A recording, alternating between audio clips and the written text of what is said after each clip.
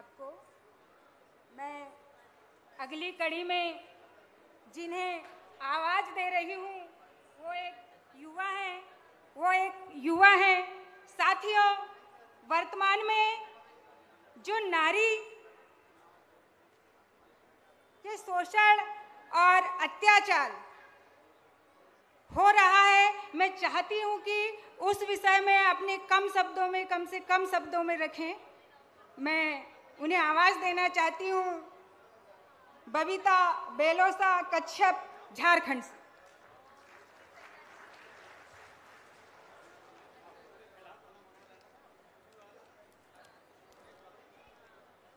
सबको जोहार, जय जय आदिवासी, जय भील प्रदेश, जय गोंडवाना। सबसे पहले मैं और मुझे आमंत्रित करने के लिए जो आयोजक समिति है इसका बहुत बहुत धन्यवाद देना चाहूँगी।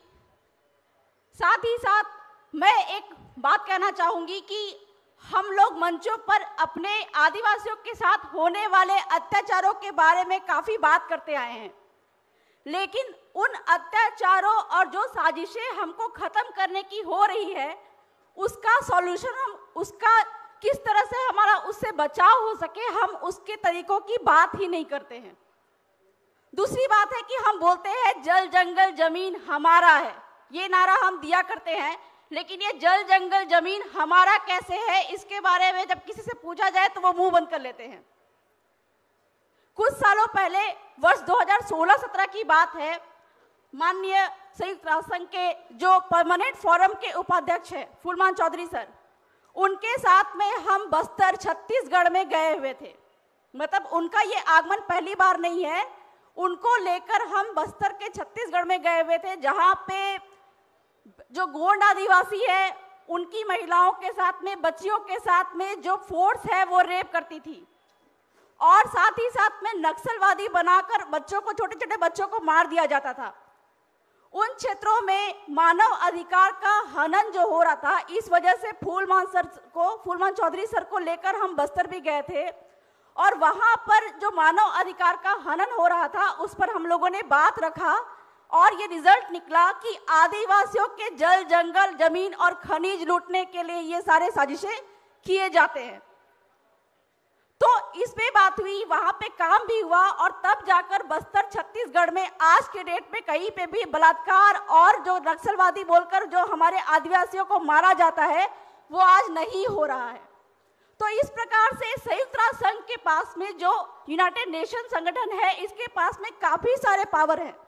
तो आज के इस मंच के द्वारा मैं उनको सॉल्यूशन के स्तर पे, उनको संविधान को जोड़ते हुए थोड़े जो हमारे जो विचार हैं, हमारी जो प्रार्थना है, उन बातों को मैं रखना चाहूँगी, जो कि मैं पहले भी उनके समक्ष में रख चुकी हूँ, फूलमान सर के समक्ष में रख चुकी हूँ। 2 बार इंटरनेशनल कॉन्फ्रेंस में भी हम गए हैं साथ में, एक बार थाईलैंड और एक बार नेपाल। लेकिन आज इस मंच पे हम चाहते थे कि फूलमान चौधरी सर भी रहे ताकि इस बात को दोबारा मैं दोहरा सकूँ। पहली बात तो ये है कि संविधान में अनुच्छेद 13(5) में हमारे जो संविधान निर्माता थे जयपाल सिंह मुंडा दादा, उन्होंने कहा था कि संविधान में हमको आदिवासी शब्द से नवाजा जाए, हमको अनुसूचित जनजाति शब्द बिल्कुल पसंद नहीं है। तो संविधान के अनुच्छेद 13(5) में आदिवासी शब्द था जिसको एक साजिश के तहत हटाया गया और अनुसूचित जनजाति शब्द हमको नवाजा गया और उसके 5 विशेषताएं बताई गई। जो अनुसूचित जनजाति होने की 5 विशेषताएं बताई गई वो 5 है: भौगोलिक अलगाव, आर्थिक पिछड़ापन, घुलने मिलने से कतराना, आदिम जनजाति गुण और भौगोलिक अलगाव। और ये 5 जो हमारे जो रीति रिवाज परंपरा से लेके भौगोलिक अलगाव, या 5 विशेषताएं अगर हम आदिवासियों में नहीं पाई जाती है तो हमको अनुसूचित जनजाति से निकाल दिया जाता है। और एक बार अनुसूचित जनजाति से निकाल दिया जाता है तो हमारा जल जंगल जमीन खनिज पे हमारा जो अधिकार है, जिसपे सुप्रीम कोर्ट के कई सारे जजमेंट आए हुए हैं कि जल जंगल जमीन आदिवासियों की है, इन सारे अधिकार से हमको वंचित किया जाता है सिर्फ एक वजह से कि हमें वो सारे 5 गुण नहीं पाए जाते, हमें वो रीति रिवाज परंपरा जो है आदिवासियों की वो नहीं पाई जाती। तो इसलिए फूलमान सर से या फिर यूनाइटेड नेशन के जो रिप्रेजेंटेटिव यहाँ पे मौजूद है उनसे हमारा ये अनुरोध है कि भारत की सरकार को फोर्स करे, उनसे अनुरोध करे कि भारत के संविधान में आदिवासी शब्द को डलवाया जाए, ताकि हमारे हक अधिकारों की जो हनन हो रही है उससे हमको छुटकारा मिल पाए। दूसरी बात है जो बहुत महत्वपूर्ण मुद्दा है, पूरे देश भर में जहां भी आदिवासी रहते हो, चाहे वो 5वीं अनुसूची हो, चाहे वो 6ठी अनुसूची हो, 5th शेड्यूल 6th शेड्यूल के अलावा भी मणिपुर, नागालैंड जैसे कई जो क्षेत्र हैं वहां पे भी आदिवासी रहते हैं, लेकिन उनको विशेषाधिकार प्राप्त होते हुए भी उन अधिकारों का हनन किया जा रहा है।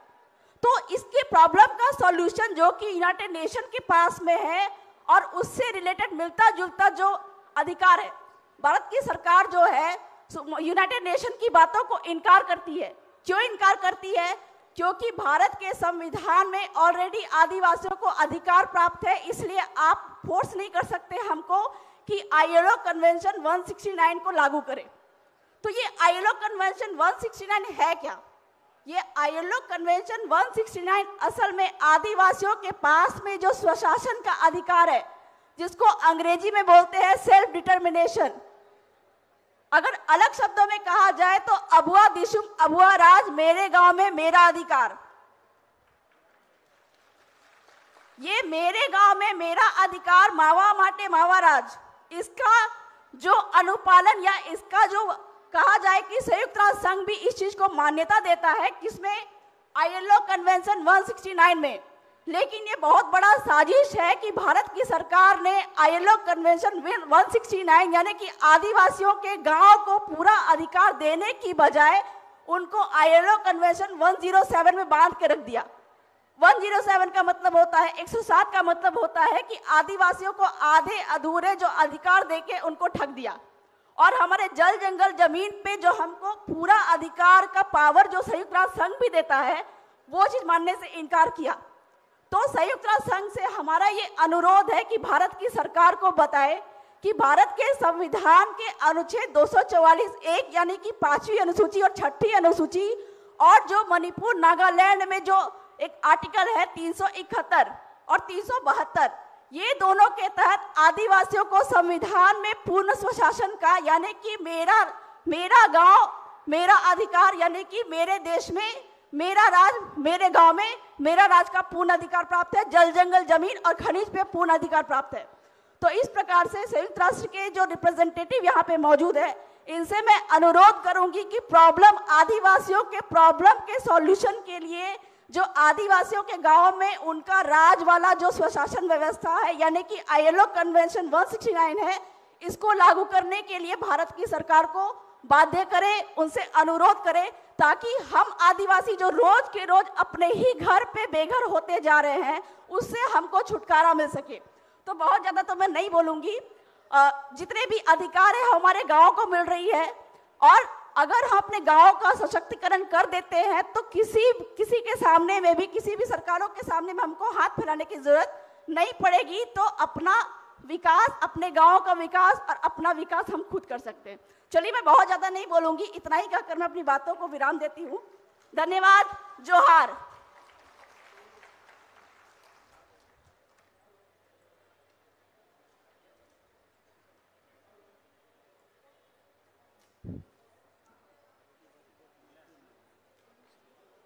ये चालू करवा, हो गया दादा। हेलो, जो लोग बाहर खड़े हैं भाई, उनसे भी